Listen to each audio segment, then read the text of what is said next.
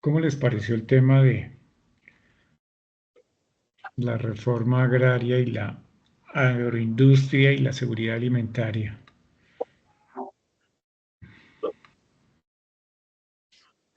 Pues de entrada lo que más le impacta a uno, creo yo, pues por lo menos a mí, es ese nivel de concentración tan grande que ha habido desde siempre, pues, que es que pone el coeficiente Gini, que en el caso de Colombia es uno de los más altos Mm, del mundo y que está cerca del 60%. En el caso del agro está en el 90%. Es una cosa sí. pues aún más aberrante, ¿sí? Mm, Y esa concentración de la tierra desencadena pues un montón de cosas. Pues esos son campesinos sin tierra que les toca estar alquilando. Es tierra poco productiva porque no toda la tierra está siendo productiva, entonces se utiliza más para alimentar un poder político territorial o local a partir de una tierra que no está siendo utilizada. O sea, eso desencadena un montón de problemas en la sociedad, ¿no? El solo hecho de ujú. que esté concentrada la tierra. Sí, señor. Y no solamente eso, sino la forma en que, digamos, desde la colonia se ha ido o se ha efectuado la ocupación, pues básicamente del territorio, ¿no? Y eso es a nivel mundial. A nivel mundial se da que efectivamente el despojo, porque eso ya es un despojo y es una manera abierta de coger a los habitantes que históricamente han existido en los territorios y los despojan de una forma definitivamente muy, muy, muy infame, muy, muy infame. Pero pues bueno, 6:18, ya casi, o si quieren arrancamos de una vez. Pues Víctor quiere hablar, ahí levantó la mano. Ahí está Víctor. Dale, Víctor, adelante. Sí, sí, mira, es solo para hacer dos preguntas. Una, ustedes han escuchado y analizado, o sea, comprendido la canción esta de León Gieco, Cinco siglos igual. Y otra, Médico. Sí. para anexarlo a esa misma canción, sería interesante pegarle una red, si ya lo leímos, Las venas abiertas de América De Latina, América o Latina, sí, señor. si se puede, si se puede, Memorias del Fuego, que es una compilación de todo el trabajo de Eduardo Galeano. Sería interesante porque es que yo sí creo que 5 siglos igual es lo que venimos haciendo mm, desde siempre. Ya no solamente en Colombia desde la colonia, sino en el mundo desde que abandonamos las cavernas. Sí, señor. Y recomiendo esas dos, la lectura de uno y escuchar el otro. Es interesante. León Gieco plantea una cosa muy interesante ahí y pues Eduardo Galeano, maestro de la literatura. Sí, Las venas abiertas de América Latina es supremamente interesante. Yo creo que debería ser texto cuando fuera que fuera del bachillerato, pero debería Sí, ser texto obligado. sí, señor. Bueno, yo creo que arranquemos, ¿no les parece? Sí, sí. Bueno, entonces yo iba básicamente a hacer una pequeña introducción estableciendo que la discusión sobre lo que es la soberanía alimentaria y la reforma agraria integral, pues creo que en este gobierno está contenida en lo que es la agenda de transición democrática, ¿no?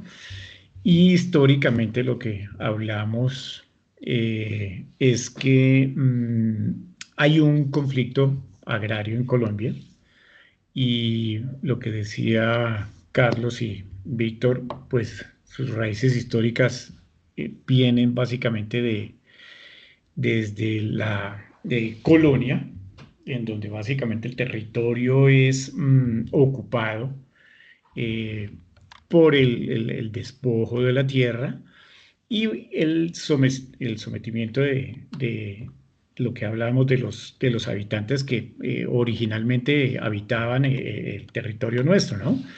Y que actualmente pues se viene manifestando precisamente con la ocupación de esos territorios y de los terrenos baldíos, pero de igual forma todo apunta básicamente a una explotación, digamos, aparte de que viene de tiempos atrás, se ha establecido como una empresa colonial, ¿no? En donde la explotación de los recursos como el carbón, el petróleo y otros minerales, eh, se centra básicamente en lo que es la necesidad de captar esas rentas que tienen esas tierras colonialmente.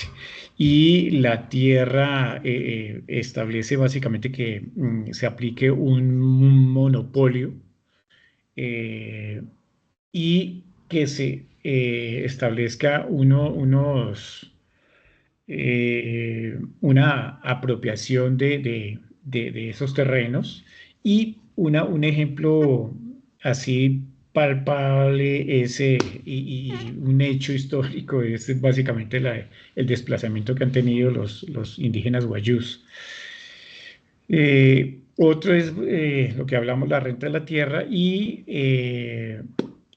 otro es lo que se llama económicamente la rentabilidad o la tasa de lucro de esos terrenos, que se vuelve un factor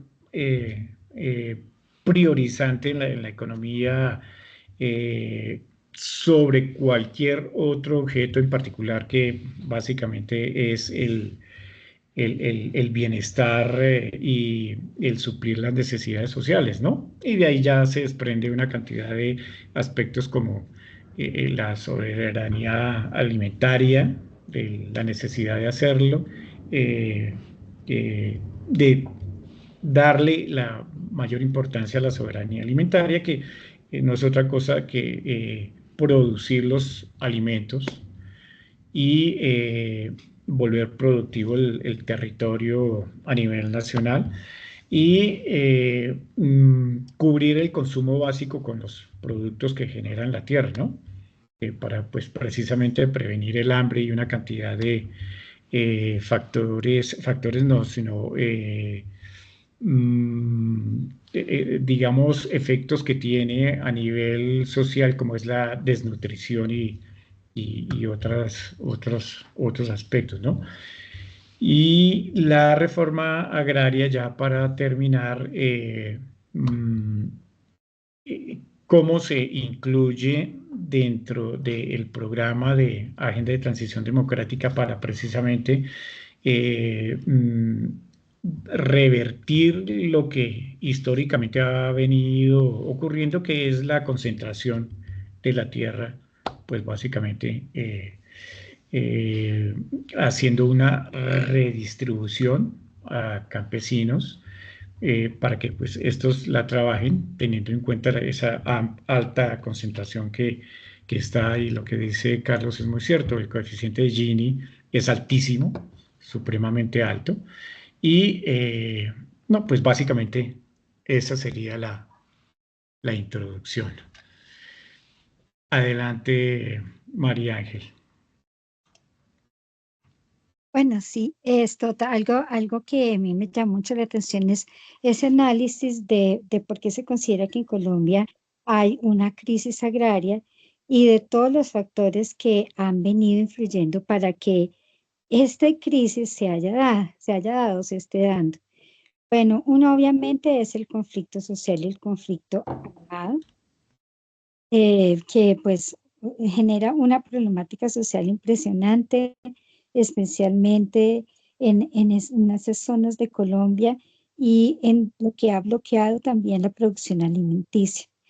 La otra cosa que ha influido en esa producción alimenticia, porque es que uno debe analizar que realmente lo que está viendo o lo que ha habido, la problemática grande es, hay una dificultad para atender la demanda alimenticia. Hay una dificultad para la producción agrícola. Es decir, no hemos alcanzado seguridad alimentaria en Colombia.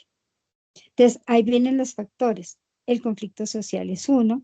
El otro es, obviamente, el desequilibrio de la distribución espacial de la población. ¿Por qué?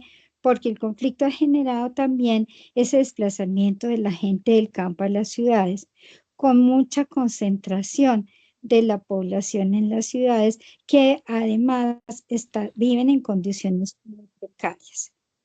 ¿Qué genera? No, ¿o qué agrava? Agrava la pobreza. Entonces, no solamente el problema de concentración en las urbes agrava la pobreza, sino la pobreza misma es otro de los factores que influye en nuestro déficit de producción alimentaria. Y es porque ya se considera que el 47% de la población colombiana, casi la mitad de la población colombiana, vive en pobreza. Y sigue creciendo la problemática. Esto es como una ola, ¿no? Que uno le va dando la vuelta y va viendo cada vez un factor que en sí mismo es un problema, pero que está influyendo sobre el problema central, que es los alimentos no alcanzan para cubrir toda la necesidad. Entonces ahí viene el otro, que es que en muchos sitios en donde hay asentamiento rural y asentamiento del campesinado, que es la fuerza de producción de alimentos, ¿qué es lo que tenemos? Entonces tenemos que hay vulnerabilidad en esos asentamientos. Están en los sitios del país en donde fácilmente un problema climático, un problema ambiental supone rápidamente una tragedia para la gente. Y también, obviamente, que en los asentamientos, en los ambientes urbanos hay problemas ambientales. ¿Qué le sigue agravando? El mal manejo ambiental. Y dentro de ese mal manejo ambiental ha habido históricamente problemas como la deforestación, porque la deforestación pues está afectando básicamente, digamos, la que es la tierra, o sea, afecta ambientalmente a la tierra, hay baja de minerales, afecta el agua, la disminución enorme de los territorios boscosos que tenía el país. El otro es el deterioro de los suelos. Y el deterioro de los suelos obedece también, viene atrás de un mal modelo agrícola, que era un modelo de mecanización, eh, sobre todo en los sitios en donde se empezaron a hacer grandes cultivos para la exportación, lo que tú decías, el tema de tener una rentabilidad, una tasa de lucro para los dueños de la tierra que querían aumentar su productividad, y entonces viene una serie de técnicas de agricultura que termina también deteriorando los suelos, que hace que desaparezcan especies vivas que deben estar en el suelo y que hace que disminuya la característica del suelo y la productividad. Entonces, digamos que son toda una serie de factores. Entonces, el factor social, el factor del conflicto, el factor de la pobreza, el factor de la concentración de la tierra, y también las mismas prácticas que ha habido de agricultura en el país.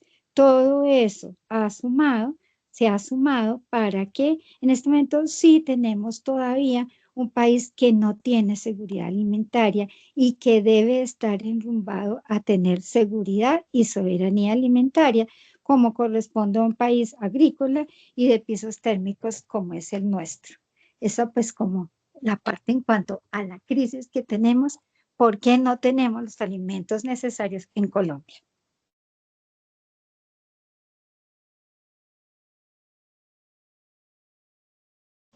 Ok, muy interesante porque efectivamente hiciste un repaso rapidísimo de varios temas supremamente importantes.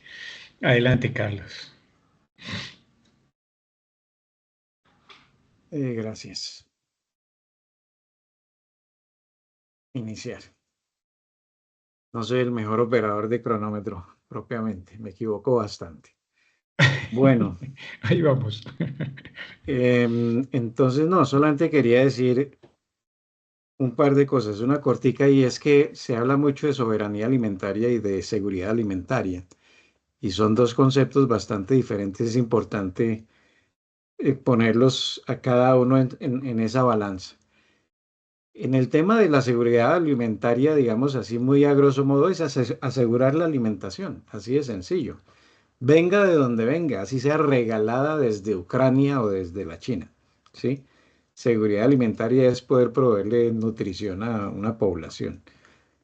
Y soberanía ya es una cosa bien diferente, ya implica otra serie de cosas, porque soberanía es nosotros somos soberanos y producimos nuestra propia alimentación, ¿sí? Producción. Entonces cuando llegaron los acuerdos de libre comercio y se abrió la posibilidad de que llegara arroz o trigo desde cualquier lugar del mundo, especialmente desde Estados Unidos, pues eso afectó tremendamente al agro y a ciertos sectores los obligó a convertirse en importadores netos. Y hoy por hoy importamos millones de toneladas al año y lo seguimos haciendo a pesar de que el agro ha crecido mucho, ¿no? Entonces, definitivamente lo que queremos es buscar es todo lo contrario, ¿no? O sea, no asegurar solamente la seguridad alimentaria, es decir, podernos alimentar, sino que eso parta del territorio nuestro.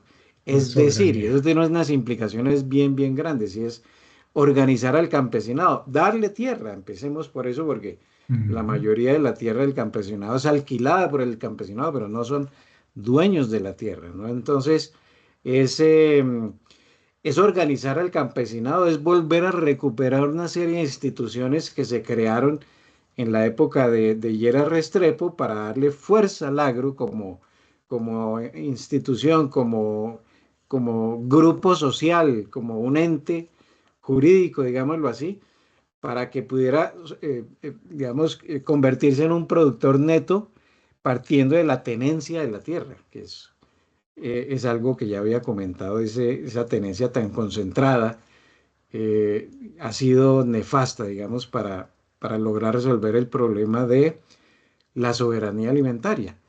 Ahora, por otra parte, Colombia está geográficamente ubicada en una zona em, pues privilegiada, ¿no? Porque tenemos sol prácticamente todo el año y tenemos unas tierras fértiles, o sea, con una alta tasa de fertilidad y de productividad. Entonces, eso nos permite no solamente resolver el problema de la soberanía alimentaria, o sea, producir nuestros propios alimentos, sino vender, exportar, producir para otros. Tenemos un potencial inmensamente grande. Yo creo que en alguna de estas reuniones yo comentaba que le escuché a Petro decir, y me puse a hacer el cálculo y resultó ser cierto, que toda esa zona de los llanos orientales, desde la Amazonía, o sea, desde el límite entre la Amazonía y la Orinoquía, ¿cierto? Toda esa zona, si uno la junta, el Guainía, el Guaviare, y de ahí para arriba, pues Arauca, Meta, Caquetá, en fin, todo eso suma la mitad del territorio de Ucrania. Ese pedacito Ujú. suma la mitad del territorio de Ucrania. Y en su momento es lo que decía, si le juntamos a eso el espejo del lado de Venezuela, pues eso es Ucrania. O sea que entre estos dos países tendríamos la posibilidad de alimentar a muchas bocas en todo el mundo y de paso eh, eh, generar de eso una agroindustria potente, fuerte, que no solamente se dedique a producir alimentos y venderlos, sino a transformarlos para generar valor y producir más riqueza. Entonces, Colombia tiene un potencial inmensamente grande, y yo no diría que irnos 500 años atrás sea tan indispensable pues para entender este problema, porque en esos 500 años llegó y se fue el feudalismo, y pues eso ya se supone que es historia antigua, pero aquí permanece, ¿sí? Y permanece por lo que ha sucedido, yo diría que más que todo en los últimos 50 años. Bueno, paro por ahí para continuar después. Interesante, muy interesante. Eso último, como para cerrar, es básicamente el uso improductivo de la tierra, que en términos ya cuantitativos es de 21 millones de hectáreas aptas para agricultura. Únicamente se están explotando 7, o sea, el 30% más o menos. Y se está desperdiciando más o menos 14 millones de hectáreas. De todas maneras, hay que tener en cuenta que hay una parte de lo que es bosque y selva que, pues, esa es una de las cosas que se quiere preservar, porque la deforestación creo que es supremamente adversa para, pues, para el efecto invernadero y estas cosas. No, era solamente ese complemento a lo de Carlos. ¿Quién más quiere? Ahora, yo lanzaría una pregunta aquí para ver qué opinan todos, ¿sí? Señor. Para, para alimentar el debate. ¿Por qué creen ustedes, por qué creen ustedes que teniendo Colombia tanta tierra fértil y en manos de personas, eh, o sea, en manos de grandes terratenientes, por qué esa tierra no está siendo cultivada? ¿Qué hace que la tierra no sea cultivada, teniendo ese potencial tan inmensamente grande? ¿Qué creen ustedes? Bueno, ¿Quién levanta la mano? ¿quién quiere debatir el tema? Adelante, Víctor. Yo ahorita hago una observación. Adelante, Víctor. Hay una, o no sé, mi punto de vista de pronto un poco salido del esquema, o no sé si es alguna utopía mía o una, ¿cómo se llama eso? Una locuración mental. Pero yo sí creo que se pierde el rumbo donde comienza la forma de concentrar no la riqueza, sino concentrar el capital. Eh, Porque la riqueza no se puede concentrar, la riqueza se produce, pero sí se puede concentrar el capital. La tierra, desde los latifundios, y lo veía hace poco en un debate donde Paloma Valencia decía que había que defender la creación, desde la creación había que defender a los latifundistas que vienen siendo dueños de cualquier cantidad bueno, latifundios, valga la redundancia, desde la época de la República. Y que por lo tanto por tiempo y por no sé qué más carreta de vainas decía ella en el debate, es una pertenencia legal. ¿Por qué la tierra? ¿Por qué la tenencia de la tierra? Porque es un símbolo de poder. Solamente por eso, es un símbolo de poder. Una tierra que no se usa no es riqueza, pero es un símbolo de poder. Cuando se pierde, cuando se deja de esos latifundios, se dejan de cultivar y se le da valor a dos cosas bien importantes. Una, la riqueza del subsuelo y otra, el aumento de capital gracias al comercio.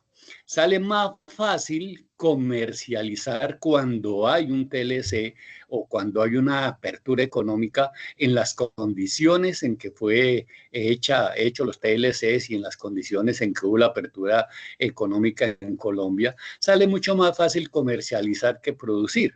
Entonces, eso hace que se empiece a abandonar las prácticas agrícolas en Colombia. Además de eso, si el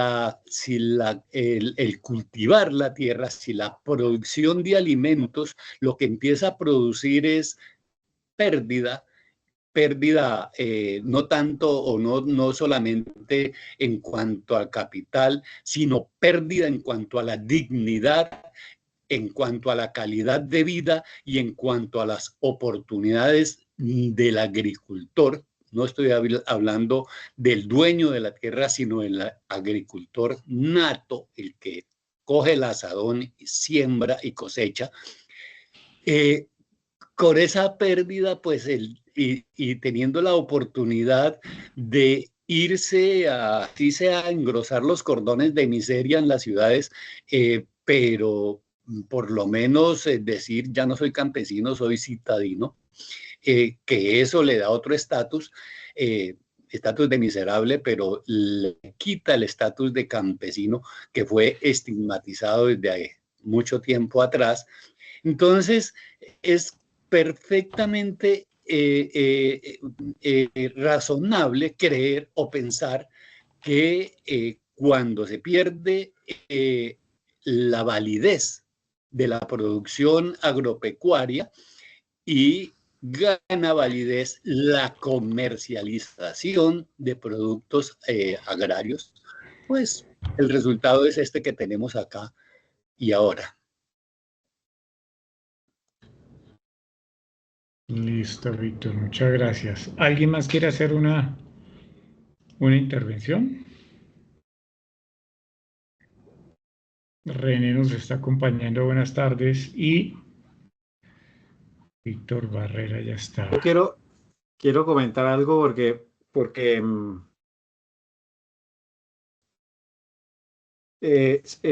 esto, sí, efectivamente, si uno ve la última entrevista que le hizo a Felipe Harman, el director de la Agencia Nacional de Tierras, María Jimena Duzán, ahí él da las pistas. Es una entrevista bien interesante que les recomiendo a todos. Es bastante reciente. Y dicho sea de paso, cuando compartimos los videos correspondientes a esta sesión, los 2 videos de las 2 sesiones, también compartimos precisamente las noticias del agro, de la agroindustria, porque esas son noticias recientes, precisamente ayudan a encontrar de lo más reciente a lo más viejito, y van a ver noticias como que es que se entregaron tierras allí o allá, o se recuperaron las tierras de la Sociedad de Activos Especiales, etcétera, etcétera. Entonces, en ese tercer enlace que ahora estamos compartiendo, se va a encontrar información muy reciente con respecto al tema del módulo en cuestión. En este caso, en el tema del agro, y volviendo a la entrevista que le hizo María Jimena de Usana a Felipe Harman, es bien interesante la perspectiva que él da, porque él dice algo muy parecido a lo que comentó Víctor, ¿sí? Y es que la tenencia de la tierra se convirtió en un poder político, y entonces a cada pueblo al que ellos iban, resulta que había una persona que tenía 300, 500 o 1000 hectáreas, no sé, un montón, y eso le daba pues un poder político en ese territorio, ¿no? A pesar de que no las tuviera productivas ni nada, pero eso lo convertía en el referente obligado, ¿no? Y se ha llegado a tal punto, comenta el mismo Felipe en esa entrevista que recomiendo a todos, que en este momento, hoy 18 de noviembre del año 2025, hay 18 congresistas, ¿sí? 18 congresistas que tienen algún proceso de restitución de tierras, que tienen tierras que no son debidamente habidas, apropiadas, ¿sí? Y que están en algún proceso. Solamente los que están activos son 18, pero la cantidad de congresistas que puede tener interés, sus intereses en grandes latifundios, fácilmente puede ser el 30% o el 40%, ¿sí? Entonces, efectivamente, detrás de la tierra hay un poder muy grande para cooptar votos, para tener votos, para crecer los clanes, etcétera, etcétera. Tiene un impacto significativo, mucho más allá de lo que es el problema de la nutrición y de la exportación y el cultivo, etcétera, etcétera. Mucho más, mejor dicho, no tiene que ver nada con eso. ¿Sí? Pues bueno, quería agregar eso. Muchas gracias, Víctor. Ok. María Ángel, nuevamente, adelante. Gracias por el complemento, hermano. Y, y para seguir complementando, y sí, si uno lo analiza políticamente al país, uno encuentra esa relación, ¿no? En una de las conferencias que decía que solamente 704 de las unidades de producción agrícola, ¿cierto? Solamente controlan el 50% del territorio cultivable, ¿sí? Y si uno mira la ubicación que dan, que es Costa Coribe, los valles interandinos, los piedemontes, uno también se da cuenta cuando uno va y mira los mapas electorales, que son las zonas donde se concentran los capitales electorales. Entonces, los políticos se pelean por la costa, los políticos se pelean por los valles interandinos, los políticos se pelean por la región andina y se pelean porque muy seguramente debe ser precisamente por eso, porque esa tenencia de la tierra les da ese poder político. De otro lado, también lo que ya dijo Víctor, pues yo creo que es en parte también por el tema de que se han preferido aquellos cultivos que pienso yo que son los que llenan más los mercados, ¿no? El de la palma de cera, dicen mucho de cómo aumentar los cultivos de la palma de cera, el de la caña de azúcar en el Valle del Cauca, por ejemplo, y obviamente que si la proporción de tierra cultivable de los grandes terratenientes están enfocados en esos cultivos, porque de pronto son comercialmente, yo no sé si es que generan mucho más ganancia, qué sé yo, pues ha traído como resultado esta disminución en la producción de alimentos, ¿cierto? ¿Y por qué? Porque se cultiva menos alimentos y se cultiva más este tipo de productos. Entonces, a mí se me ocurre que son esas dos cosas. Y la otra razón por la que yo creo que hay personas interesadas en tener tierra y no cultivarla ni nada de eso, es porque en Colombia la gran trampa política es el volteo de tierras. Entonces, es ese cambio del uso del suelo, ¿cierto? Que de un momento a otro llega y valoriza la tierra y es esa ambición económica y además la posibilidad de que con el tema de las rentabilidades de la rentabilidad de tasa de lucro haga que la tierra tenga pues como esa valoración y esa sobrevaloración y que además se convierta en algo que entendí yo que hasta se puede negociar en las bolsas de valores, si yo no entendí mal. Entonces es un tema de poder, es un tema de dinero por los mismos juegos políticos que facilitan en los volteos de tierra y es para mí las dos cosas. Entonces no les interesa. ¿Qué les va a interesar cultivar alimentos para beneficiar a la población, que además la población ni se queja, ni entiende, ni protesta, ni nada? Ok, interesante. Bueno, yo voy a, como dicen, a levantar la manito y voy a intervenir. Eh, lo que hablaba María Ángel es supremamente importante y es, a ver, eso se llama la renta diferencial, que básicamente es la valorización del suelo por, digamos, su calidad y su ubicación, lo que atrae grandes inversiones como lo es la agroindustria o la creación de proyectos inmobiliarios que están tan de boga hoy en día, ¿no? Y que ha causado básicamente que históricamente se haga ese despojo de esos terrenos. Eh, También es importante tener en cuenta que por efectos de lo que habían hablado de los tratados de libre comercio, básicamente esto generó fue digamos, una presión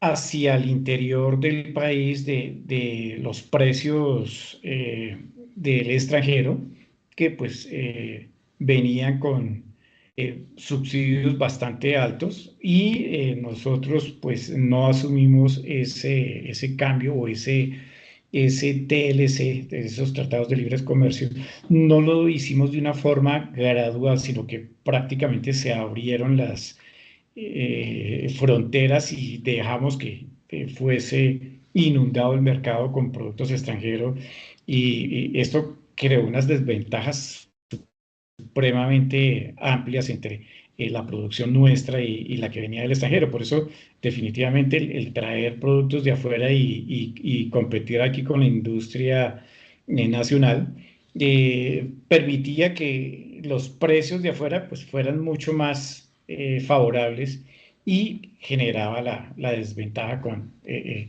la industria nuestra.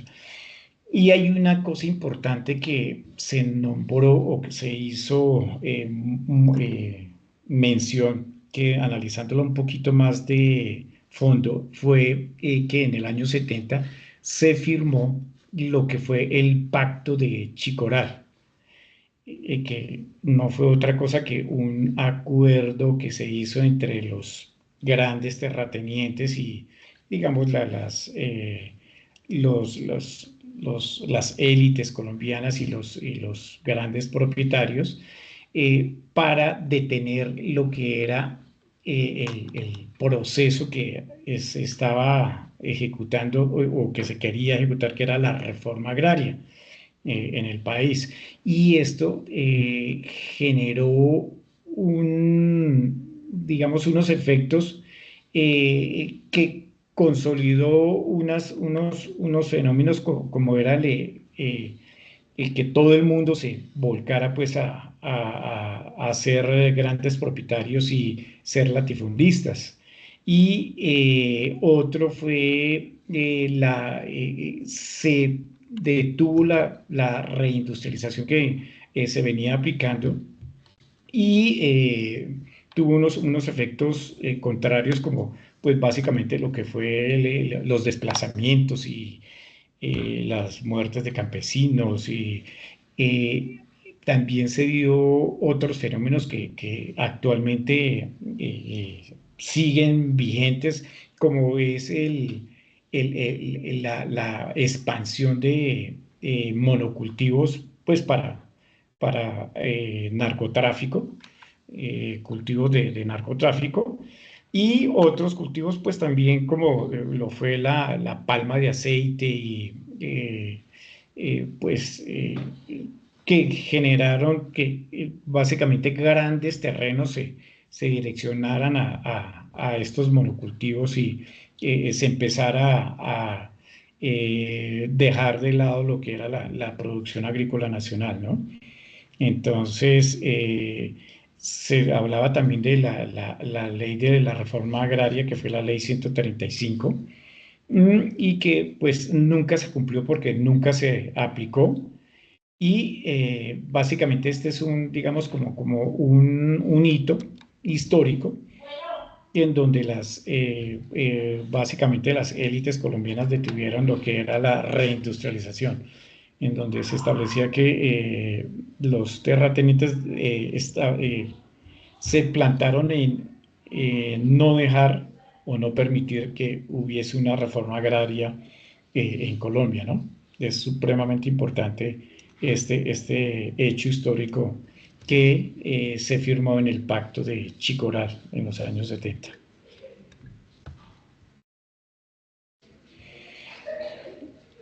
María Ángel quiere intervenir, sí. Y es que a mí como me Adel gustan las películas, ¿sí me escuchan? Adelante, adelante. Cuando me gustan las películas de detectives, yo me pongo a atar cabos y a pensar en cuál es la película de detectives.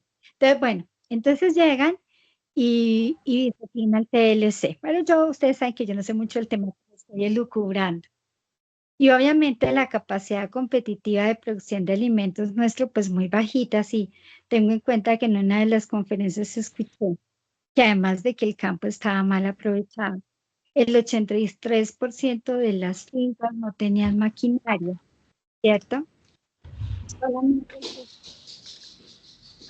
de grandes terratenientes está tecnificado, porque ya dijimos que tan interesante es en otros tipos de cultivos que no necesariamente de alimentos, y con lo otro que no se cuenta es con la asistencia técnica en el campo, que solamente el 9% de los campesinos centrados en la producción de alimentos pueden tener esa asistencia técnica, pero que el 90% no la tienen. Entonces eso agravaba. Segundo, que otra cosa, digamos, no permitía competir al campesino, no nos permitía competir con esos productos de que puede ser temas que dijeron también de que los relacionados por los precios del petróleo, por los Ahora, Mari, se le estados de... está Se le está yendo la yendo voz. el audio, sí, se le va un poquito la ¿Me va? voz. Ah, Sí, bueno, entonces el tema también de que el precio del cultivo, digamos que los costos del cultivo se relacionan también con el tema de los costos de los alimentos, con el tema del precio del petróleo. Entonces, obviamente que si para, digamos, estos insumos que se usan, los pesticidas y ese tipo de productos derivados del petróleo que deben utilizarse en los cultivos, pues empiezan a aumentarse, difícilmente va a competir con otros. Pero lo otro que yo creo, pensando muy mal, es que las personas que eh, tenían toda la intención de inundar de narcotráfico el Estado colombiano y todo, en el fondo tenían menos interés en la producción de alimentos porque importar alimentos, se me ocurre, ustedes me corregirán, permite lavar dinero.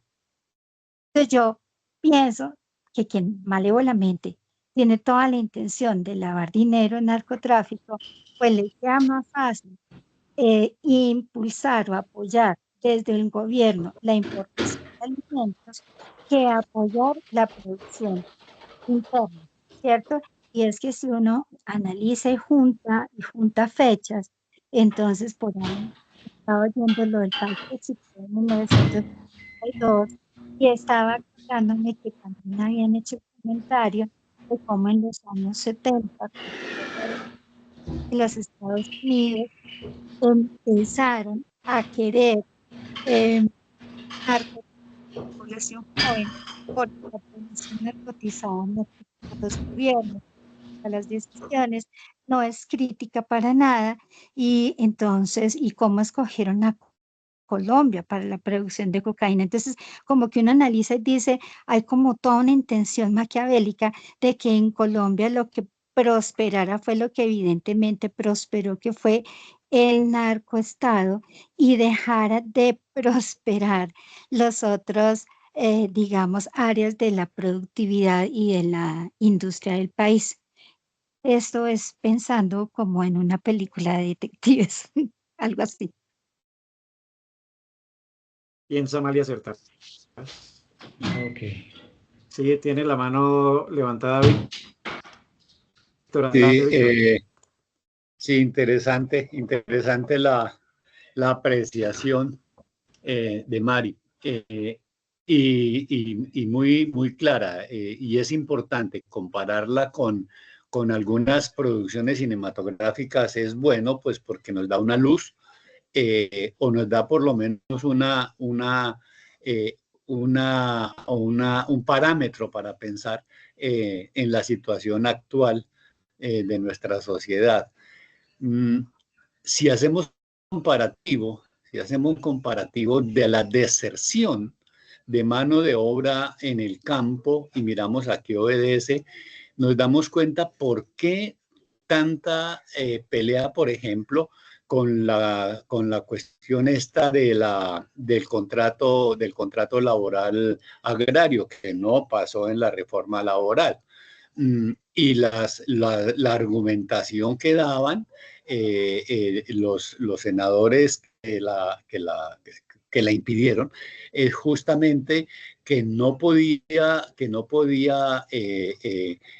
el latifundista, el dueño de la tierra o el dueño del cultivo, no podía costear la mano de obra si se le ponía el mismo precio que la mano de obra en la producción industrial. Primer error.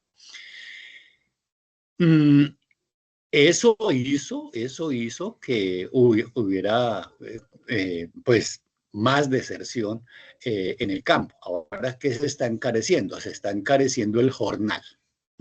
Ahora se quiere seguir manteniendo no el contrato de trabajo, sino el jornal. Entonces, en el campo tenemos jornaleros a destajo y no tenemos trabajadores agropecuarios.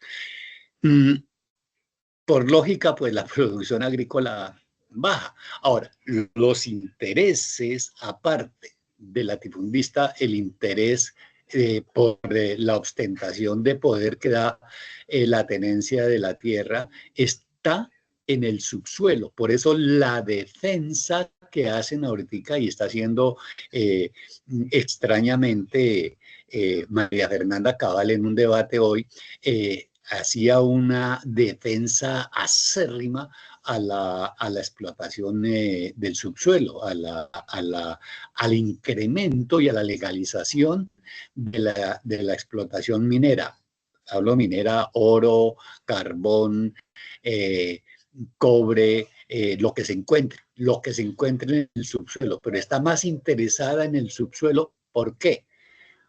Porque es más rentable y más tanto para el minero o para tanto el trabajador que permanece en el campo, como para el dueño del suelo. O sea, ellos piensan que porque son dueños de la tierra, porque son dueños o tienen la tenencia, pues por la tenencia de la tierra, son dueños del subsuelo. Y nos estamos olvidando que el subsuelo nos pertenece como Estado. El subsuelo no pertenece al dueño del suelo. Por otro lado, en la reforma,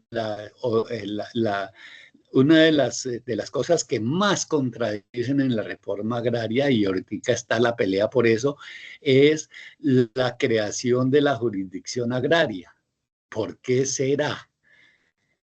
Porque es que si la jurisdicción agraria se logra establecer, se acelerarían cualquier cantidad de procesos de tenencia ilegal de muchos latifundios. Yo casi que me atrevo a decir que más del 40% de la tierra del país son latifundios, fincas mal habidas y que no se han podido legalizar justamente porque son mal habidas, o que digo yo, están legalizadas en documentos, pero jurídicamente muy fácil de anular esos documentos porque hay mucha falsedad. Las notarías han hecho cualquier cantidad de cosas, lo mismo que la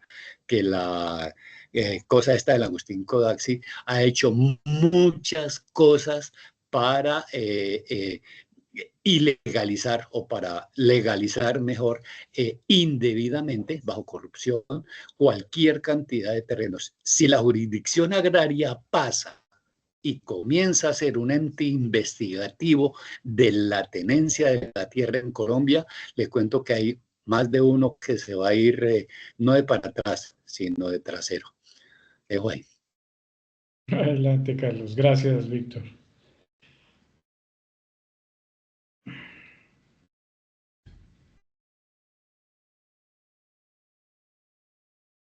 Tienes el micrófono silenciado. Ahora sí. Perdón. No, es que comentaba que fue uno de los temas que comentó Felipe Harman también en esa entrevista que le recomendé. El tema de la jurisdicción agraria. Al final, digamos, está la competencia de los jueces municipales, que es muy complicada porque fallar en contra del gamonal del pueblo, para que le quiten o no un latifundio, pues es muy complicado, ¿no? O sea, son muy, muy fáciles de comprar, digamos, o de cooptar, pues. Entonces surge la necesidad de tener una jurisdicción, unos magistrados al estilo de la Corte Constitucional y todo ese rollo, gente menos cooptable y en principio, digamos, más imparciales y que tienen la figura completa del país en la cabeza y saben qué es lo que debería hacerse, ¿no? Y resulta que precisamente esos personajes que les comentaba hace un rato, los 18 congresistas que están en proceso de restitución de tierras, o sea, de que se las quiten para devolvérselas a los campesinos, más todos los demás que no tienen un proceso, pero que son grandes latifundistas, pues no les interesa, por supuesto, no les interesa que exista la jurisdicción agraria, ¿sí? Y lo que decía Felipe allí es que, o sea, no mueven una uña para por lo menos asegurarse de que esa discusión comience. Ni siquiera que llegue a fin, sino que comience. No hay ningún interés, no hay absolutamente ningún interés. Y yo vería bastante complicado que durante esta periodo legislativo eso vaya a suceder, ¿sí? Y eso nos mete a todos en la responsabilidad, ¿sí? Colectiva de escoger ese Congreso del año 2026 para ganar, ojalá que sean las mayorías absolutas y lograr que todas estas transformaciones, estas reformas que necesita urgentemente Colombia empiecen a fluir, porque continúa ese bloqueo y en el tema de tierras sí que lo está viendo él y lo comenta así de esa manera, ¿no? O sea, si es un tema político y además esos políticos están en el Congreso, pues difícilmente ahí se va a decidir algo, ¿no? Es muy complicado. Em, ¿Qué otra cosa iba a comentar al respecto? Bueno, se me olvidó, después me acordaré. Continúo más tarde. Listo, Carlos. María Ángel otra María vez. Ángel. Dale, dale. Y hay otra cosa Adelante. que yo el otro día estaba escuchando en un programa de Tercer Canal, que a veces lo escucho, y estaban haciendo un programa sobre notarías. Mm. Y digamos con la conclusión que yo saqué, lo que ellos decían es que las notarías son como un cheque de los gobiernos para negociar. O sea, todos los gobiernos, y decían, inclusive este gobierno, ha negociado con los otros partidos, han negociado distintas cosas a través de entregar notarías, porque justamente las notarías están permitiendo y facilitando una serie de cosas como las que estamos hablando. Entonces, claro, entonces a nivel, en las diferentes regiones, departamentos, municipios, qué sé yo, el cheque, la moneda de negociación, que a mí no me parece que es una negociación limpia, pero es una negociación de políticos, es la notaría. Y detrás de eso, muy seguramente, que hay muchos cuyo interés exactamente de esa negociación de las notarías es la tierra. Y otra cosa que no hemos comentado es también el tema de cómo, de todas maneras, un renglón que aporta a la economía ha sido la construcción. Entonces está también los intereses de las constructoras y de mover el capital de la construcción, porque como quiere que sea, la construcción mueve capital, mueve empleos, mueve economía, y eso también es algo que por lo menos en municipios como los nuestros, está afectando mucho pues, los terrenos de cultivo, ¿no? Eso lo estamos viviendo permanentemente en estos municipios de Sabana Centro. El tema de el interés de las constructoras. Bueno, Ok. yo me acordé de lo que iba a decir. Es que me hizo acordar, Víctor, de esto y es que, eh, digamos, por un lado está el problema de los baldíos, ¿no?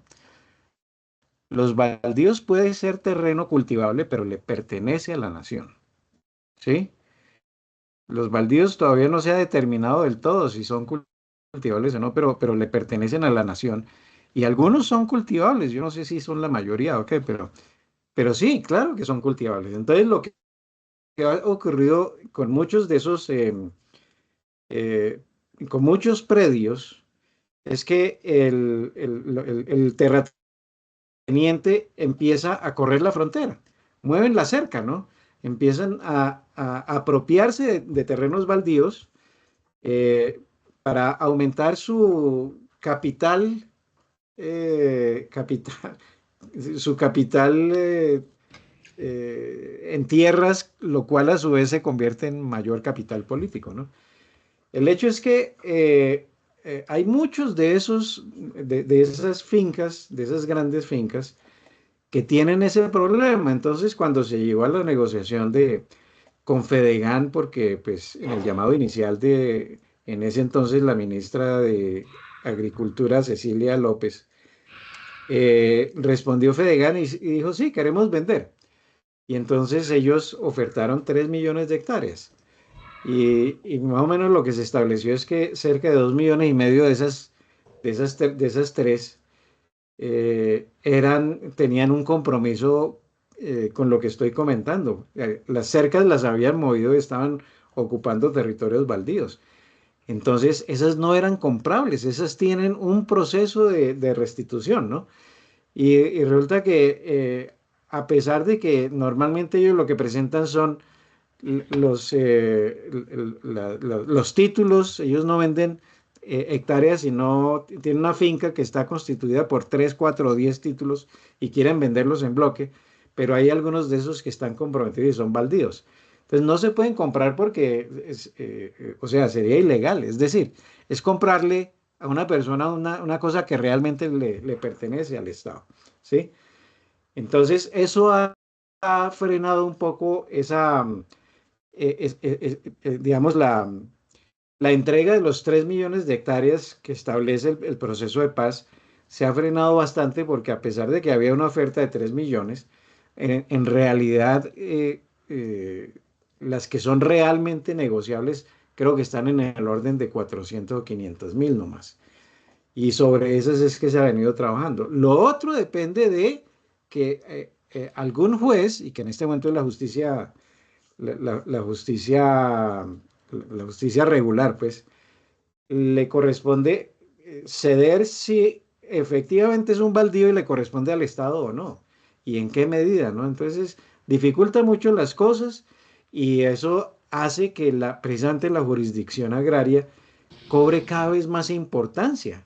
Es finalmente entregar la tierra a quien la puede poner a producir y quien puede tomar ese producido y transformarlo a través de una agroindustria, ¿no? Entonces, mucho del problema en este momento es allí, en la jurisdicción agraria, porque esos son los jueces que finalmente van a trazar la raya entre lo que sí entra y no entra, lo que se puede entregar a campesino y lo que le corresponde al terrateniente, que también tiene sus derechos, por supuesto, y habrá que respetárselos, pero resulta que ha extralimitado su territorio y ahí es donde está ese, esa pelea, ¿no? Y es la jurisdicción la que entraría a resolver el problema. O sea, esa jurisdicción es de una importancia mayúscula, ¿sí?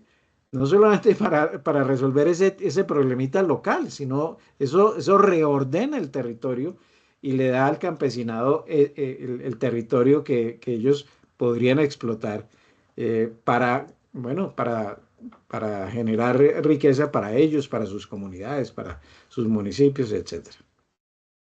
Eso era. Ok, listo, interesante. Yo iba a hacer una observación y es que aparte de la concentración de la tierra, Pues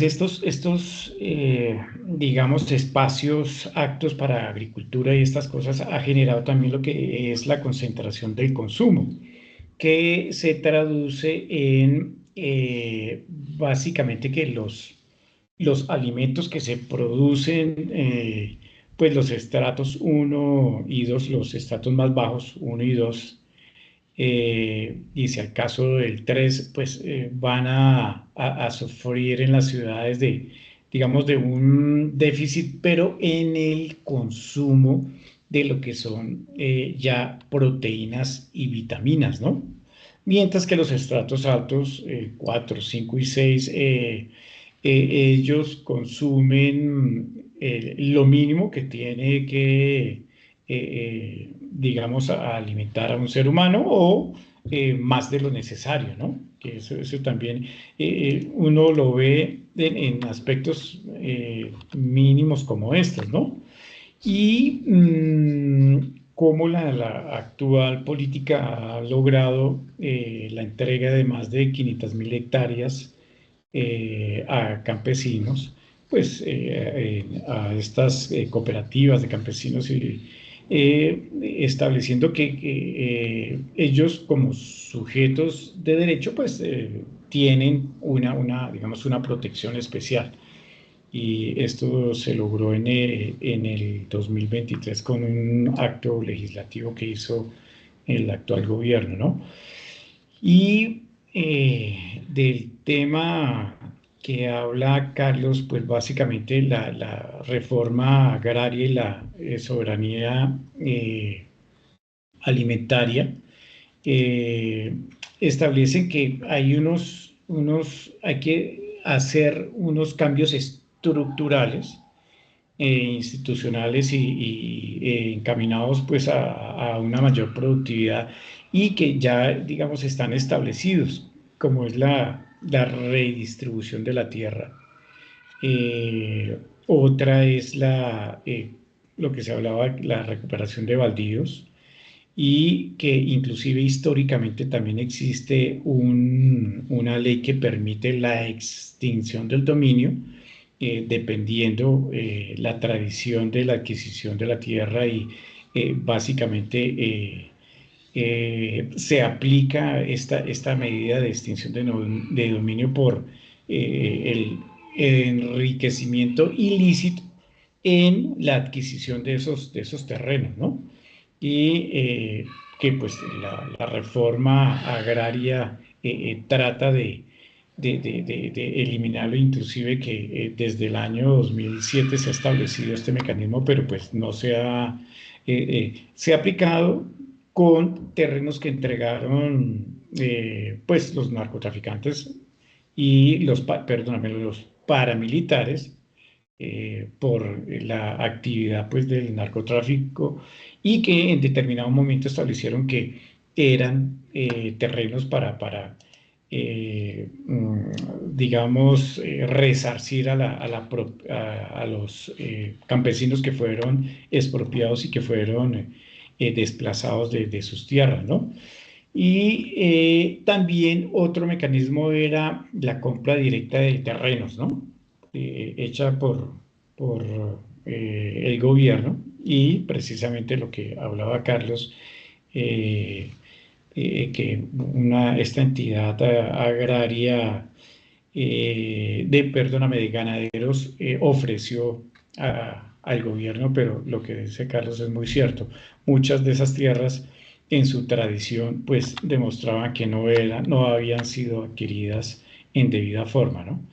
Entonces, esto pues ha permitido en cierta forma que haya un mayor dinamismo en la producción agrícola y que se empiece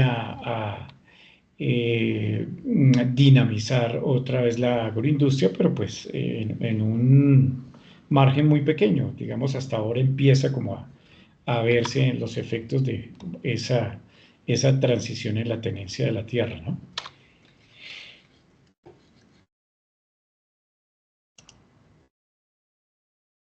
¿Quién más quiere hacer un aporte?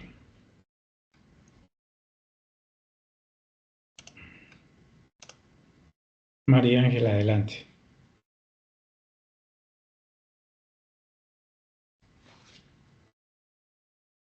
Tienes el micrófono. Además de lo que acabas de mencionar, que son todos como acciones que debe hacer el Estado en el tema de hacer esta reforma. También esta reforma integral de la ruralidad, entonces incluye la protección de las áreas para producción de alimentos, ¿cierto? Obviamente la producción de alimentos y la protección del ambiente. Entonces es muy importante es también tener en cuenta es eso, es la de cómo vuelven esas áreas, cómo se vuelven, cómo se protegen esas áreas de producción y cómo se protegen pues, de toda esta problemática que hemos hablado o cómo, yo no sé si es que el Estado puede aumentar o definir cuáles son las áreas que van a ser protegidas para la protección de alimentos y a través de todos esos mecanismos que tiene que hacer por medio de la jurisdicción, eh, definir eso. Además de obviamente lo que tiene que hacer con el tema del campesinado. Y yo les quería hacer una pregunta, es que en estos días he estado oyendo toda un proyecto de ley que iba a entrar, que va a entrar, o no sé si hoy, cuando entre el Senado, sobre el tema de los impuestos. Porque si no he escuchado mal las noticias, el tema es que, del impuesto catastral, pues, es que como se hizo una actualización de catastro hace 5 años, por lo del tema de los acuerdos de paz, porque se esperaba que a través de esa actualización hubieron dinero, es lo que entendí, para, para cosas que tienen que ver con la implementación del acuerdo de paz.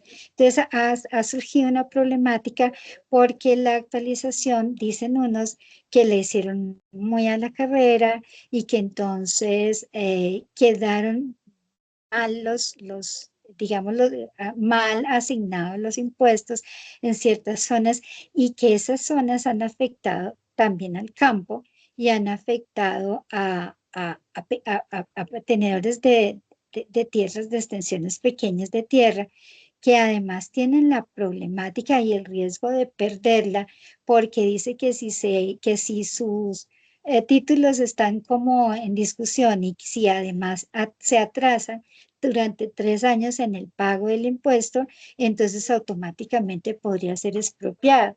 Entonces, yo no sé, pero el tema de revisar también ese tema catastral en este momento también es bien importante, si tenemos en cuenta que una de las cosas que es urgente que haga el gobierno es esa protección de las tierras productivas y obviamente la protección de los productores que son los campesinos y que son sujetos especiales de derecho de acuerdo con una reforma que se hizo, un artículo de la Constitución, ahorita no me acuerdo qué número es, por allá en el 2023, que define al campesino eso como un sujeto especial de derechos. O sea, todas esas son como acciones conjuntas que van a proteger esa, si vamos a hablar del tema de producción de alimentos para el país. Ok, gracias, María. Si ¿Alguien me más quiere? permiten, quiero, Adelante. quiero comentar algo con respecto a lo que dijo la doctora Mari, y es que efectivamente en los años 90 se estableció una figura que se llamó las zonas de reserva campesinas, ¿sí? Y más o menos entre los años 90 y el 2022 había como 10 u 11 zonas de reserva.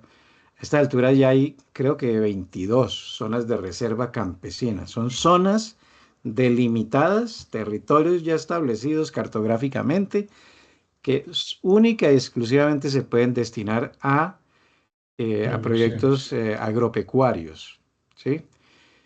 Y eso, bueno, eso ha levantado muchas ampollas, especialmente en Antioquia, porque el gobernador de Antioquia, que está en pro minería, está viendo pues que parte de ese territorio en donde él quería explotar alguna cantera de alguna cosa, pues no lo va a poder hacer.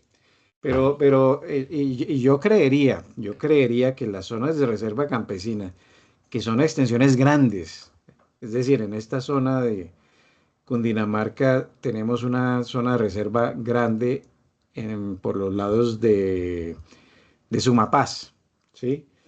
Esa es de las que ya existía desde tiempo atrás. Entonces, lo que uno esperaría es que esas zonas de reserva precisamente pretendan resolver el tema de la seguridad alimentaria, por lo menos, ¿no? O de la soberanía, pues, o ambos. Es decir, que puedan producir, o sea, es un territorio establecido por ley para que se produzcan alimentos para que los colombianos se alimenten, ¿sí? Entonces, está eso establecido y eso está creciendo, yo diría que bastante bien, por lo menos hasta la última vez que yo vi esa información, había muy buena perspectiva con respecto de las zonas porque eso no se iba a quedar allí. O sea, esta cifra que le estoy dando es fácilmente de hace como 6 meses. 21 zonas de reserva campesina o algo así, y había otras por ahí que estaban en proyecto, ¿sí? Entonces, eso iba caminando por buena vía, pues. Ok. Yo quería complementar un poquito lo que habla Carlos. Ya, Fabio, te damos la palabra. Y es que digamos, la reforma está buscando es organizar desde los comités veredales y hacia los comités municipales, digamos, esa reforma, y precisamente establece lo que acaba de hablar Carlos, que son perdóname, las zonas de reserva campesina, que les otorgan una autonomía y en donde básicamente se está generando digamos, la territorialidad, pero dándole énfasis a la parte de agroindustrial y de cultivo también de esos territorios, ¿no? Y es supremamente importante. Fabio, adelante.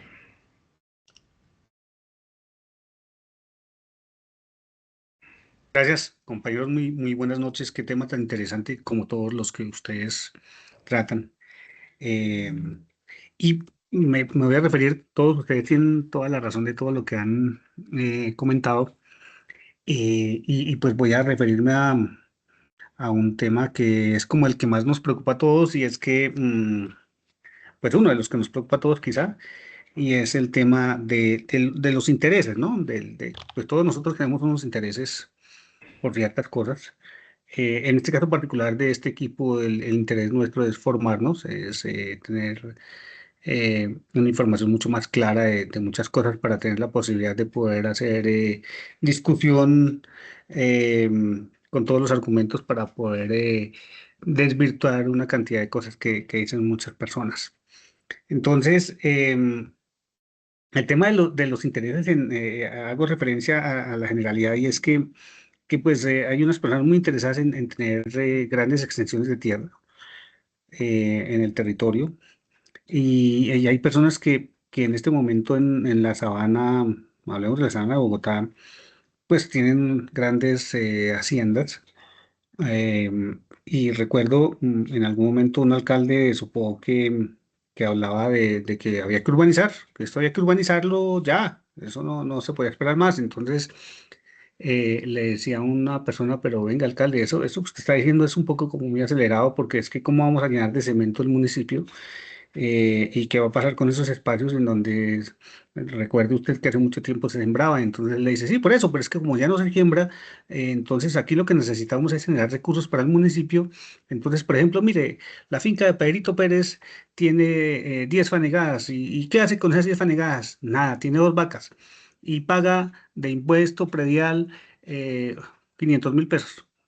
Pero en cambio, si urbanizamos por lo menos una fanegada, en esa fanegada metemos fácilmente 100 apartamentos y entonces cada apartamento pues va a pagar un valor importante de impuestos y entonces multiplíquelo, unos 200.000 pesos de cada apartamento por 100, pues eso va a pagar un montón de dinero que no paga hoy ese espacio que tiene este señor, y que pues nos va a generar más ingresos al municipio para poder hacer más inversión social. Lo vean desde ese punto de vista.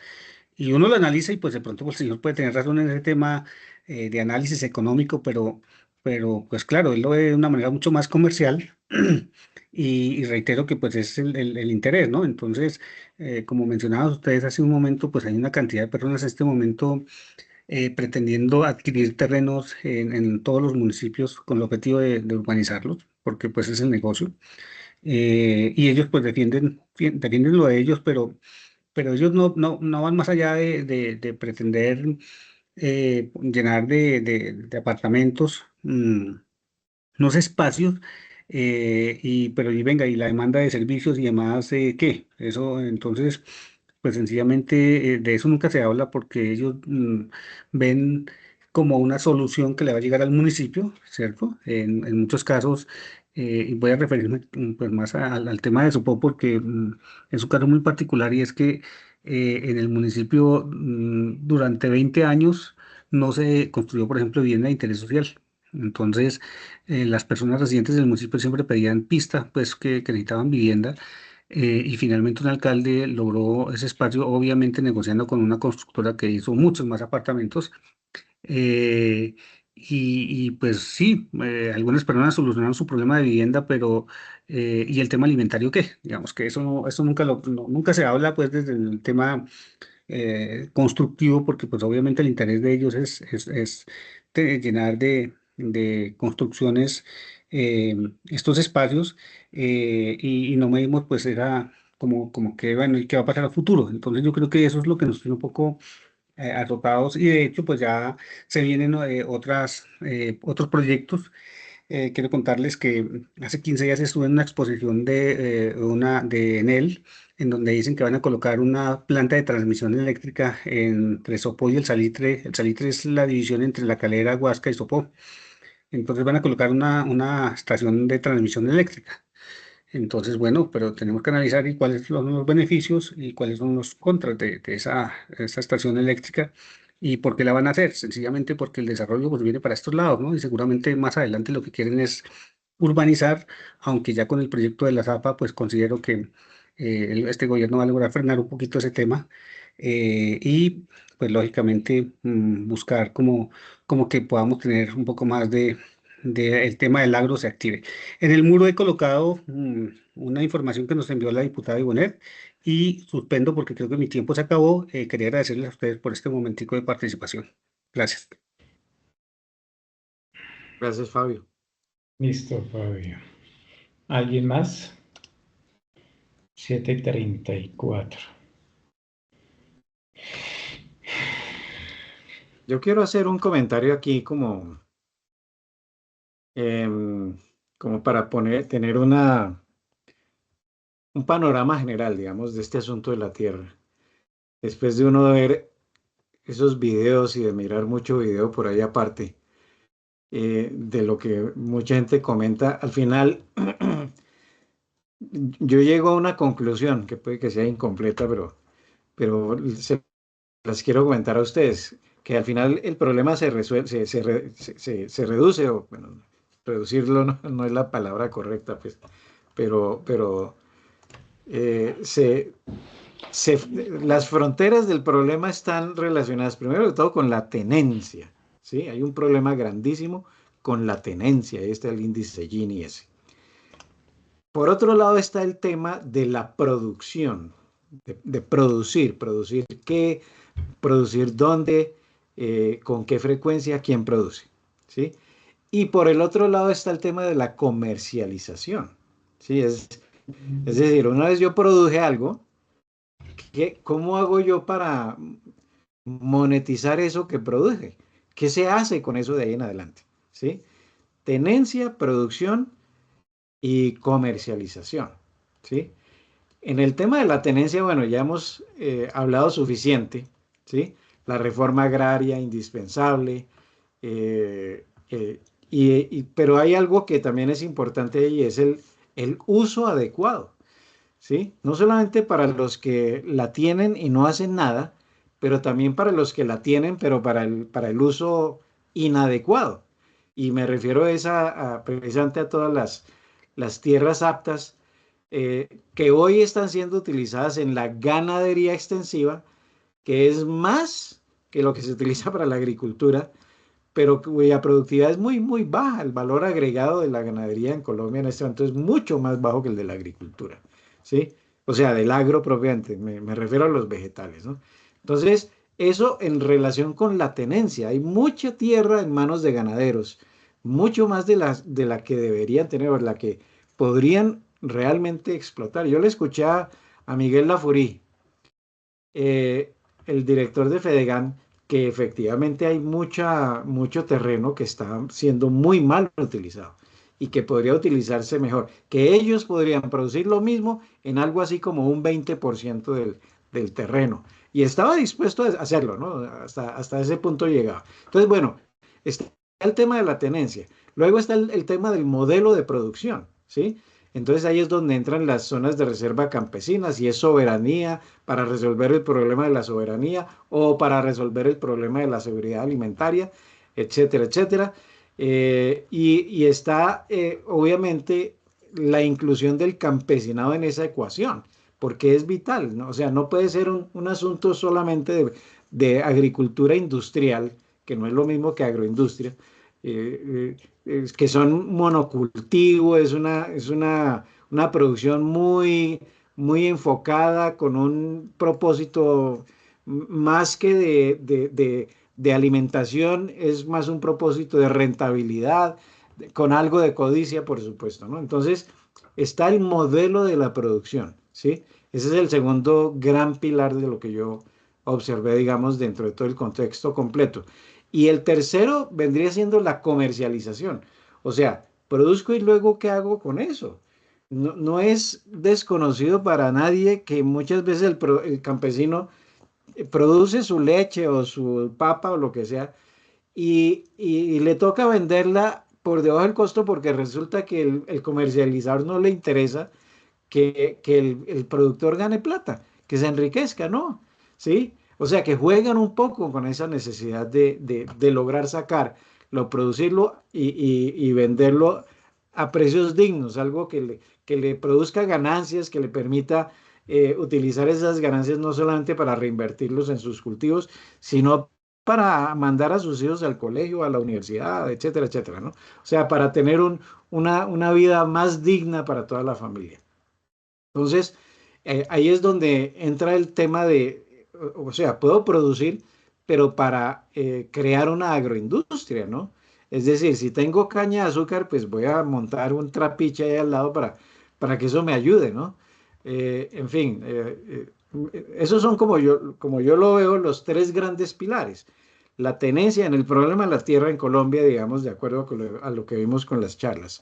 La tenencia, por un lado, y se ha avanzado mucho en eso, la producción, por otro lado, y también se ha avanzado mucho porque al fin y al cabo es el sector que más está creciendo, y por otro lado la comercialización, que creo yo que es la que menos ha avanzado, pero en donde también se empiezan a hacer esfuerzos a través de la Agencia de Desarrollo Rural que está procurando crear una agroindustria encima de lo que se está produciendo en, en en los territorios colombianos. Muchas gracias.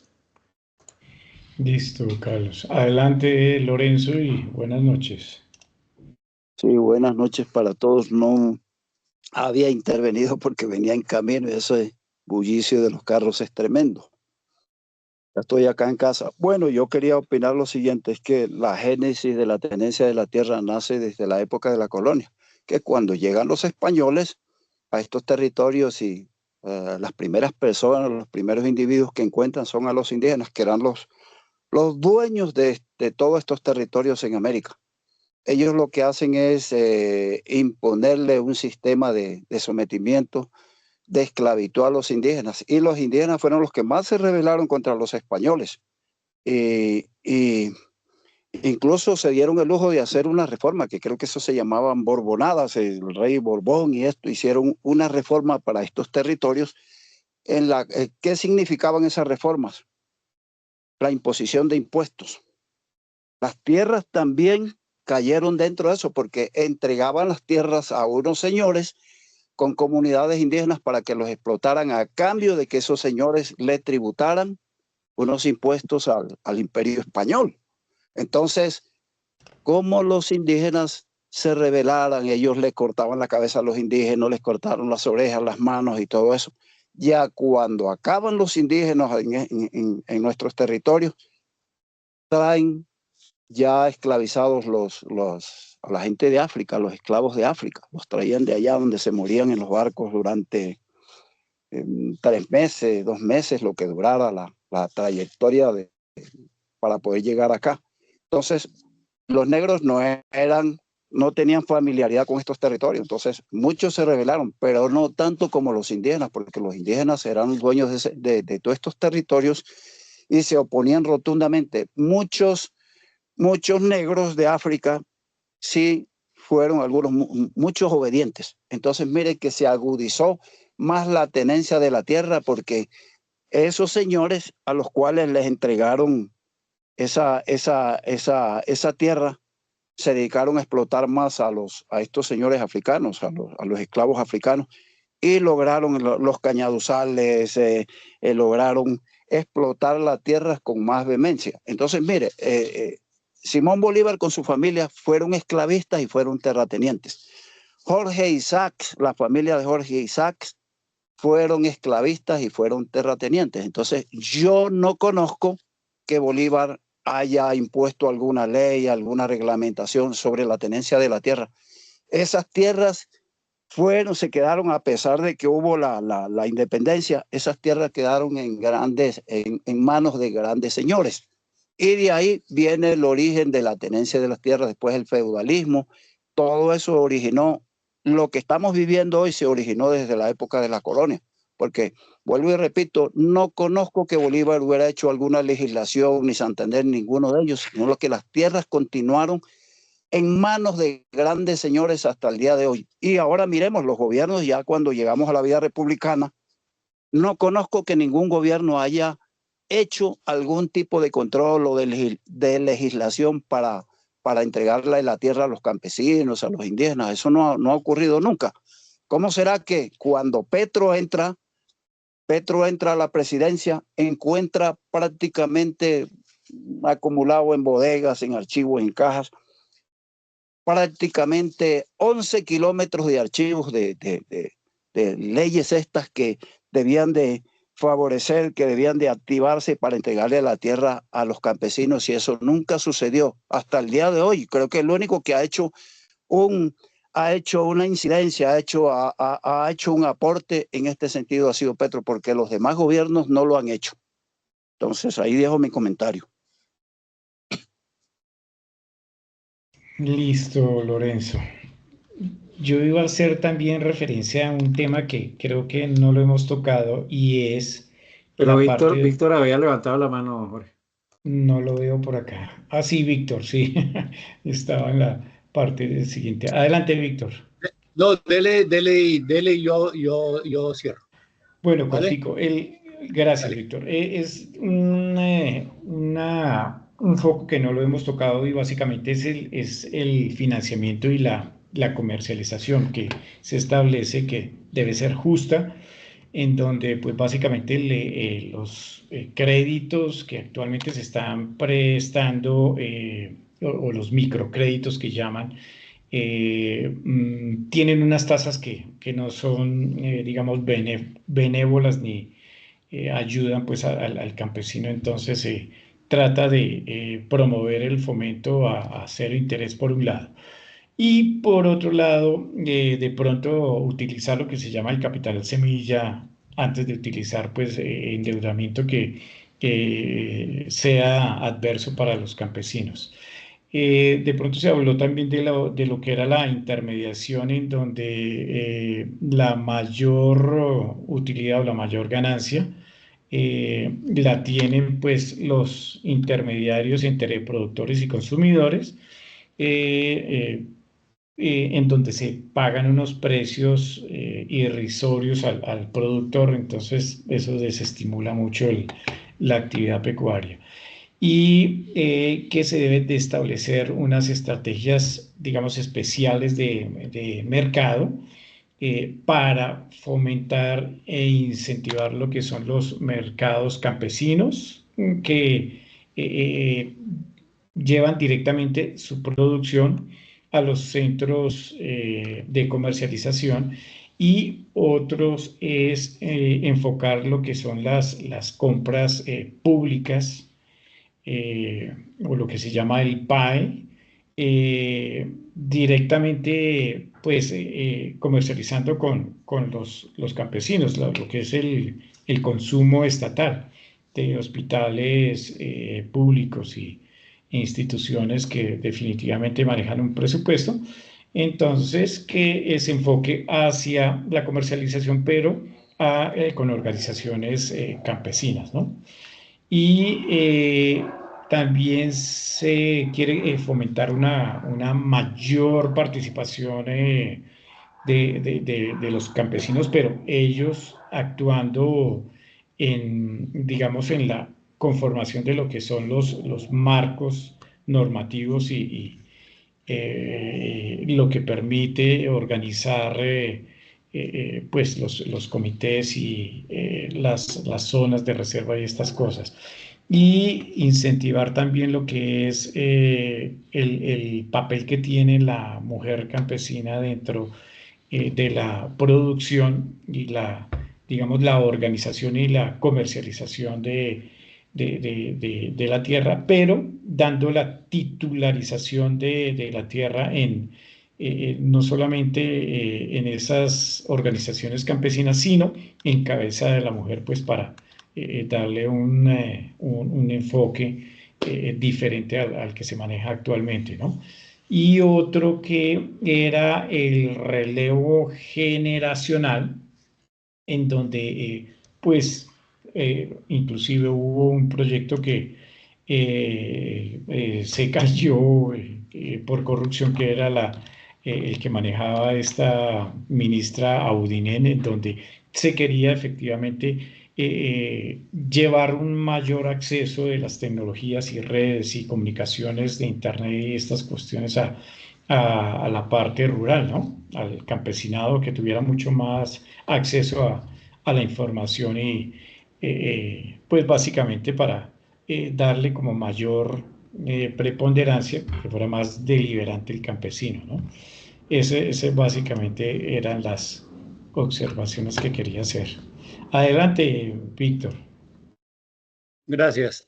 Sí, muy interesante, interesante disertación, y en sí el tema en discusión está bien nutrido. Está bien nutrido porque conceptualmente hay bastante argumentación y hay bastante información. A estas alturas, yo me pregunto si tenemos claro el objetivo de la reforma agraria, porque tenemos más centrado casi todo en el primer pilar que planteaba uno de mis antecesores, creo que fue Fabio, planteaba de los tres pilares, y uno de los tres pilares pues sí es la tenencia, pero ¿qué tanta validez tiene la tenencia si no hay dignificación en el trabajo agrícola, en el trabajo del campo? Y el otro, si el objetivo es la reactivación de la producción agropecuaria, ¿cómo es que las directrices que da un programa de gobierno se quedan mochas en los mandos medios? Y eso a todo nivel, eso se está dando en la salud, se está dando en esta vaina agraria, se está dando en lo laboral, se está dando en lo educativo, se está dando en todas las áreas. ¿Cómo hacer para que los mandos medios comprendan, no sé si será por comprensión o será por disidencia, comprendan que el objetivo es una transformación y la transformación no se da si no se aplican los paso a paso de los programas de gobierno. Me explico. Si repartimos tierra y hay bastantes, cualquier cantidad de propietarios de tierra, de micropropietarios de tierra, buscamos la incentivación de los créditos blandos a través de la caja agraria, a través del banco agrario, digo, pero no se da porque los mandos medios en el banco agrario simplemente no los impulsan, simplemente no los tienen en cuenta porque se creen más o se tiende más a que sean créditos colectivos, pero los créditos colectivos con una propiedad individual no tienen respaldo. Ahí ya tenemos la disculpa. Por otro lado, cuando un programa de gobierno va en una dirección, pero los programas o los POTs locales van en otra dirección y los dos se ponen a competir, lo veíamos en descentralización, si los dos se ponen a competir, pues hermano, quedamos girando y girando y girando en ese círculo vicioso de que yo no hago lo que usted me dice porque está en contra de lo que mi partido piensa o lo que mi posición política piensa. Entonces tenemos, y está actualmente así, los municipios andando para un lado y el gobierno nacional andando para otro lado. Pare de contar los gobernadores, que los gobernadores también están buscando otro tipo de intereses, qué sé yo, regionales o lo que sea, pero que son intereses políticos.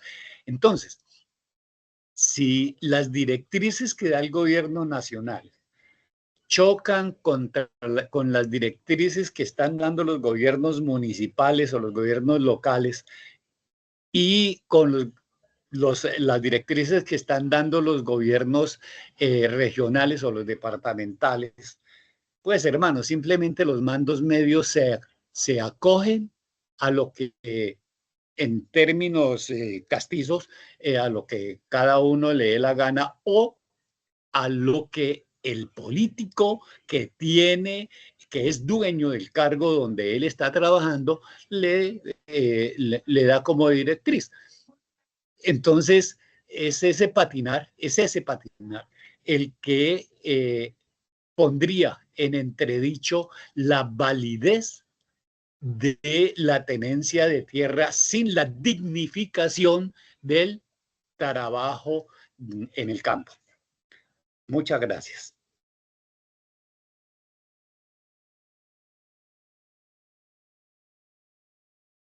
Gracias, Víctor. Yo creo que la discusión ha estado supremamente interesante porque se han tocado temas estructurales y temas que nos tocan básicamente a todos porque definitivamente yo creo que la alimentación y la alimentación de calidad nos atañe a todos, ¿no? Entonces yo creería que hemos logrado un debate supremamente interesante.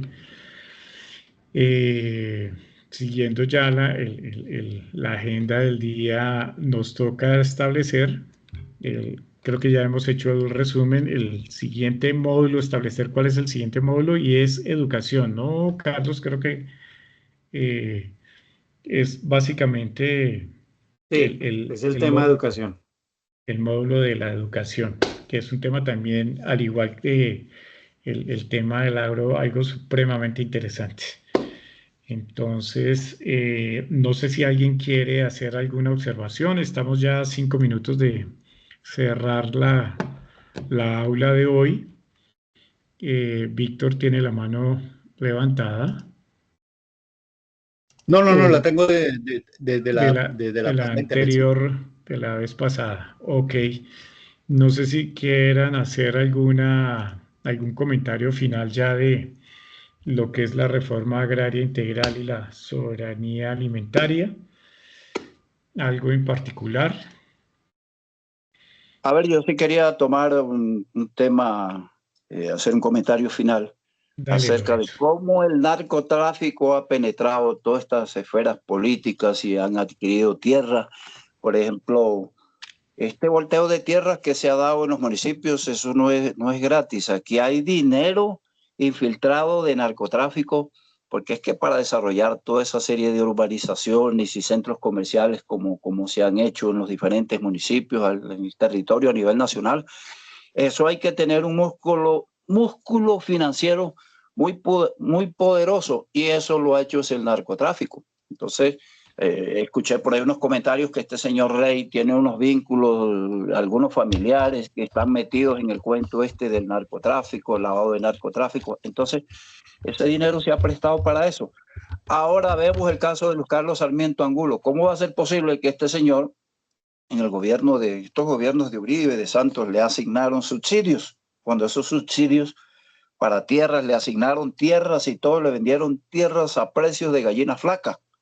Entonces, y aparte de eso le asignaron subsidios. Entonces, esto es imposible. Vemos el caso de Uribe, cómo Uribe hizo un decreto para distritos de riego, y resulta que los dineros fueron a parar al ubérrimo y todo eso, cuando agroingreso seguro. Entonces, son situaciones donde en realidad la derecha ha venido haciendo lo que se le ha dado la gana, sin que haya un control, violando incluso la misma Constitución, porque la Constitución contempla que las tierras sí deben de ser entregadas a los campesinos, y eso nunca se ha dado hasta ahorita.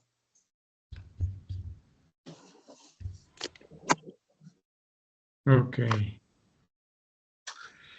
Listo, Lorenzo. María Ángel, adelante y cerramos el tema.